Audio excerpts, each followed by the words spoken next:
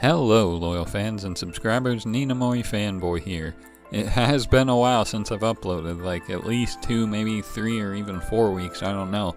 I know I haven't done anything since Sun and Moon came out, and it's about time I started, making videos again. So as you can likely see from the title of this video, this is going to be a countdown of my top 10 favorite new Pokemon introduced this generation. This is not going to be including any Alolan forms, that may be a separate video or anything like that. It's just the, the new 7th gen Pokemon. And this isn't going to take into account their, usefulness in competitive or anything like that. This is mostly based on their designs. Some of it is, competitive stuff, but a lot of it is just the designs, because I haven't even gotten into competitive yet. I'm starting to, learn, watching a few videos, trying to see what's up with the meta and stuff, but for the most part, I haven't even touched competitive 7th gen yet, so I'm making this video, today, right now, before I even begin my competitive 7th gen journey. And at a later time, I may, redo this list to go over my favorite, competitive mons, because I'm pretty sure a lot of my subscribers here know me as a competitive battler, so they might be interested in my opinions on that. But for the time being, this is just going to be a list of general favorites, not like competitive favorites or anything. So hopefully you guys can bear with me through this video. But yeah, I'm just gonna get started right now, so here we go. In the number 10th slot, I have Tapu Koko. This guy will likely be higher if I do make a revised edition, for competitive favorites, but I feel like this is a comfortable spot to put him in my top 10 general favorites. I feel like a lot of people like this thing, and that isn't really undeserved, because Tapu Koko is pretty amazing, design-wise and competitive-wise, so there's not much to not like about it. My personal favorite thing about it is the beginning of Sun and Moon, which if you haven't played the game yet and care about minor spoilers, then, skip ahead 30 seconds into the video. But basically, at the beginning, you're attacked by some Spearows, and Tapu Koko comes down and utterly destroys them effortlessly. It's crazy. As soon as I saw that, I had to include Tapu Koko on this list. But yeah, other than that, he's great competitively too, so like I said, if I make that other video, it'll probably be included on that as well, perhaps even higher. But for, this list, I think it's, good at number 10. On number 9, I have Oricorio, the Sensu version, aka the Ghost subtype, or whatever you call it, Flying Ghost. I basically just like the design. I don't really like any of the other Oricorio designs, but I really do like this one. Unfortunately, it was a Ghost type, and since I chose the Ghost starter, well, the Grass starter that became Ghost, I couldn't really use it on my team, because having multiple types in an in-game team, especially if it's, your first playthrough, is not very recommended. So I didn't do that, not to mention the Sensu form of Oricorio is unobtainable until late game or something, which these are more reasons why it's, a little lower on the list. I do like it though, so I had to include it. I don't really have much to say, I just like the design, and the typing is pretty cool. Is it unique? No, we have Drifblim and stuff, but, I like this a lot better than Drifblim, so I don't know where else to go with this. Don't really have a lot to say about it, because I haven't used it yet, so, that's my number 9 spot. For number 8, I have another Ghost type that I was unable to use in-game, Mimikyu. Unlike Oricorio though, I do know this thing is quite usable in competitive because of its ability, I forget the name of it. Yeah, I completely forget the name of it, but it's basically like a substitute, except it doesn't block statuses. So it's pretty unique in that regard, but, I still like it a lot. I've always liked it ever since it was revealed, but I think the turning point from when it became one of my favorites is when, I think it was the official Pokemon channel or something, some Japanese YouTube channel released a music video of Mimikyu just saying, it wants to be loved and to be differentiated from Pikachu, I think. I'll leave the link to that video in the description if you haven't seen it, because it's, pretty cute and amazing. So, that's Mimikyu, and I'll definitely use this thing in competitive once I get around to it, because, like I said, the ability is pretty great. And it's fast, too. A lot of Alolan mons are notoriously slow, but Mimikyu is, extremely fast, if memory serves. And it has, Shadow Sneak and stuff. But yeah, number 8 slot could have been higher, but I guess the other members were favorited more than Mimikyu, so let's move on. In the number 7 slot, I have the midday form of Lycanroc. Now, when I first found out about the differentiating forms, I immediately regretted my decision to get Pokemon Moon, because the one I liked, the midday Lycanroc, was, from what I understood, only exclusive to Pokemon Sun. However, I ended up finding one in the wild and being able to catch it, and I was pretty excited about that.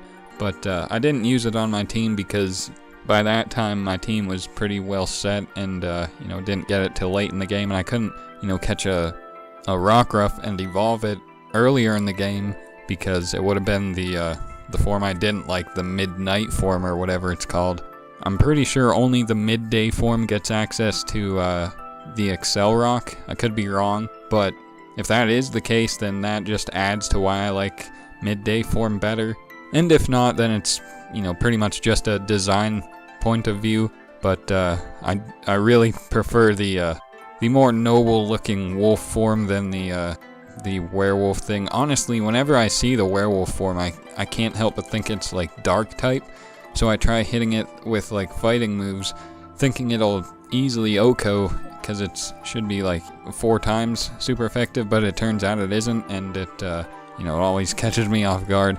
I haven't heard a lot about Lycanroc. I expected this would be one of the most used Pokemon because of that Accelerock, but I haven't really heard a lot about it. From what I hear, it's not very good competitively. I'll have to figure it out for myself, but I do like it, so I will use it eventually. In the number 6 spot, I have Wishy Washy. Now, when I first saw this thing and learned about its ability and stuff, I completely disregarded it because for some reason I was under the impression that I think this was because of Zygarde. I thought that Wishy Washy didn't get its schooling form until its HP dropped below half, but that's actually the perfect Zygarde form with that ability Power Construct or whatever it's called. But Wishy Washy, on the other hand, keeps its school form until it drops to below like 30% or something health, which is pretty amazing because until that point, Wishy Washy has incredible stats in both offenses and both defenses,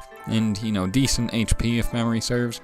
The only thing lacking is speed, which is pretty normal for Alolan Mons. Design-wise, I really like the schooling form. Not really a fan of the basic form, the non-schooling form. But yeah, I used one in-game and it was pretty amazing. It leveled up extremely fast for how overpowered it was. It never was able to attack first, but that didn't matter because, I would live the hit and get off my own attack and kill anything right back. So I'm assuming it's going to have a similar role when used competitively, and I can't wait to try it out and figure it out for myself, so yeah. And the halfway point at number 5, I have Decidueye, who was definitively my favorite final starter form. When looking at the original starters, I was having trouble deciding between Litten and Rowlet, but once I saw the final starters, I think this was actually from them leaks, I immediately knew I wanted Decidueye because I thought, like I'm pretty sure a lot of us did, that Incineroar was going to be firefighting instead of dark. And I do like fighting types, and I like the fire fighting types, but I just didn't feel like I wanted another one, And Decidueye's design looked all around amazing to me, and I hoped, it would have great stats to accompany that great design. And it turns out, while it is one of the fastest Alolan Mons, its base speed is only 70, so it's still going to be outsped by a lot of things. And I don't even think it has like Shadow Sneak or anything to like mitigate that slow speed.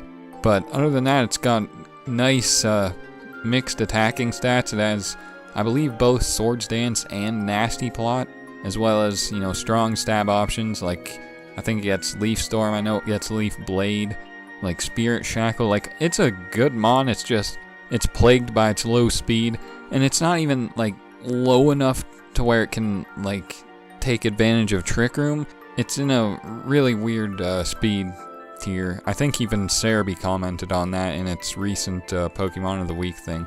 But either way, design-wise, Decidueye is definitely up there, and I'm going to try to use this competitively. I actually did use this thing in the battle tree. I used my in-game one, and it did pretty well, so I'm hoping it can do even better once I make a competitive one, so we'll see when we get there. At number 4, I have Como-O, or Como-O, or however you pronounce it, the dragon fighting pseudo-legendary. As I mentioned, I do like fighting types, and, I like dragon types too. We've never had that typing before, which is, crazy that we've never had it. But now that we do have it, and we have a pretty cool design mon to go with it with great stats, I had to include it on this list. As far as pseudo-legendaries, especially dragons, Salamence is probably always going to be my overall favorite, but Como-O is up there too, definitely. It has so many options. Its lowest stat, I believe, is its special defense, which is only like 85. Only 85, quote unquote. So it has like nice mixed attacking options, nice speed, access to Dragon Dance, Swords Dance, 3 great abilities. Overall, I just can't wait to use this thing. There's so many different options I can do with this, I actually don't even know where to begin. But once I do begin, I guarantee I'm gonna have a lot of fun, so yeah. At number 3, we have another dragon. This is Drampa, or Drampa, or however you pronounce it. As soon as they revealed this thing, I didn't know what to think, honestly. I felt it was cool that we had a normal type dragon, and it looked like it was probably going to be pretty strong, but maybe pretty slow given what we knew about Alolan mons, and that unfortunately turned out to be true. I think this thing has base 30, which is pretty standard for Alolan mons, but it's got like 130 special attack, which is, very nice. And a new ability called Berserk that gives it like +1 special attack whenever it gets its HP knocked down to half. So while a little situational, I think it has the potential to be easily abused, and Drampa can definitely be a threat. Even if it turns out to be a pretty underwhelmingly competitive Pokemon, I still like its design, so I'd definitely stick by my decision to include it at number 3 here. But again, like Como, I'm not sure how I'm gonna do this because, that low speed stat, I'll probably have to make a Trick Room team or something for this thing to put in the work that I feel it deserves. It should be able to do, but we'll get there eventually. So yeah, let's move on to the final 2. In the number 2 slot, I have Tapu Fini. This was one of the... Well, Tapu Koko was revealed first. I believe I saw the other 4 accidentally got spoiled about them. And when I looked at them, I really liked Tapu Fini's design. I like the dark purple color scheme. Just the overall design seemed very, I don't know how to put it right now, but I just liked it, okay? And then once I found out its typing and stats, I liked it too, because a lot of the pokes I like they tend to be more on the bulky side, and Tapu Fini is no exception. It's the bulkiest Tapu while being the least offensive, but it still has nice, special attack, so it's not like a completely passive Pokemon. It's a pretty nice bulky offensive mon, I've discovered, and I'm pretty sure this thing is going to be on a lot of my teams, along with, probably all the Tapus. But design-wise, I really like this thing, which is why it's here on the number 2 spot. But it's also got very nice competitive usage as well, so shouldn't have any difficulty at all using this on some teams, which I can't wait to do. But until then, let's move on to spot number 1. Okay, so before spot 1, I actually do have 2 honorable mentions that didn't quite make the list. First is Litten. As I mentioned, it was one of my initial starters of choice. It was actually very difficult to decide between Litten and Rowlet, but once I saw the final evolutions, I had to go Rowlet. There was no other option. And the next honorable mention is Sheenotic, or however you pronounce it, this pink mushroom with this weird face. This is purely aesthetics. I think it's probably just... It's another mushroom Pokemon, so its role in most competitive teams would probably be to just spore things. This is fairy type though, so I don't believe we have one of those yet. So I'm not sure if this will get used or not, but this design was too hilarious to not include in an honorable mention. So now let's move on to number 1. Now, if you know like anything about me, or even watched my video from like 3 years ago before X and Y came out, you'll probably know what this next one is because we finally got this typing. And for the longest time, I've wanted an ice fighting Pokemon because that's like my 2 favorite types, and I thought that would be it, and it wasn't it, and I was disappointed, but I ended up not being so much disappointed because Stock was still such a cool Pokemon, and I'm hoping in Generation 6 there's finally an ice fighting Pokemon, but again, I'm not going to get my hopes up because I know it's not going to happen, and I'm of course talking about Crabominable. It took Game Freak 20 years, but we finally have an ice fighting type. Unfortunately, it is yet another Pokemon plagued by atrocious speed stats. I think its special attack is even higher than its speed. I could be wrong, I can't remember. But, you know, it's got pretty good attack, decent bulk, but not really great enough bulk to, like, live a lot of super effective hits, which is unfortunate. So this thing will primarily have to be used on Trick Room teams, it looks like, which is the same for a lot of Alolan mons, unfortunately. But competitive usage aside, this thing, by that typing alone, has to be included at the #1 spot. And design-wise, you know, I'm pretty indifferent towards it. When I was hoping Game Freak would finally make an ice fighting type, it would be something like Sock, because when I first saw Sock, I was convinced it was going to be ice fighting, and it wasn't. I was probably convinced because that's something that I would have liked the first ice fighting type to look like, but instead we got a weird crab thing, which, you know, I'm not complaining about. Its design is pretty cool and unique, but I'm just, you know, I kind of would have maybe preferred something a little more, God, I don't even know where I'm going with this sentence. But yeah, Crabominable at #1. I'm sure a lot of you saw this coming, or maybe not, but there it is. That was my list, though. You know, if you guys are interested, I wouldn't mind seeing your own lists, or if you're too lazy to make a video of your own list, just, you know, leave it in the comments, and I should really stop now because I get the feeling I've rambled way too much in this video. I haven't made a video in like 3 weeks, so I kind of forgot how to do this. So hopefully you guys were able to bear my rambling and probably repeating sentences and stuff, but if you have, thank you. Either way, thank you for watching this video. And like I said, battles should be coming soon. I'm looking forward to them. Hopefully, you know, you guys are as well. And I'll definitely be using some of these guys. So yeah, until then, thank you for watching and have a good day.